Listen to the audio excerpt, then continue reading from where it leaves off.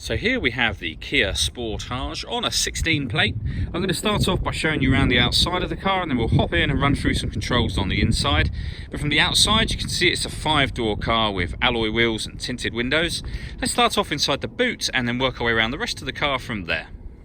So as we approach the boot, you'll see we have reversing sensors, plenty of boot space as well, along with that 60/40 split folding rear seat, and then underneath this tray section a space saver spare wheel.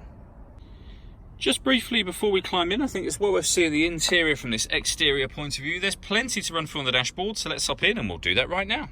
Hand side we have the rev counter, and on the right hand side the speedometer and fuel gauge. In the middle you can see the total miles for this car are 28,691. There's various different bits of information on this main central screen, including the digital readout for the speedometer and various bits of fuel economy, and there's other menus available along the top there as well. So satellite navigation, various different kind of assist systems, your stereo, user settings, and then background to the beginning again. If we back out to the steering wheel, the buttons I was using a moment ago are these ones just here.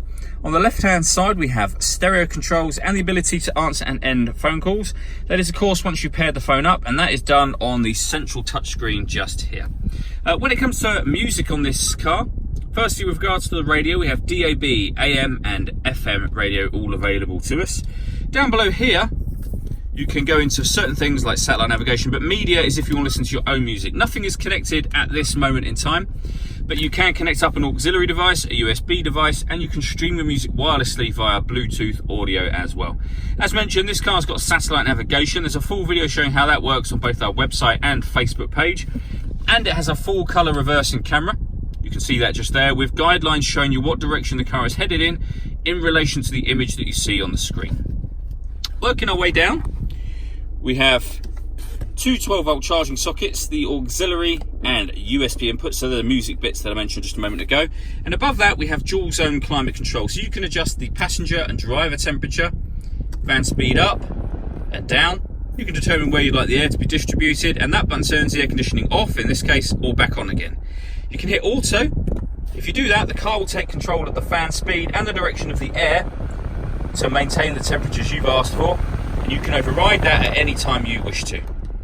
All of these controls are all shown at the top of the main screen, as well as obviously down here.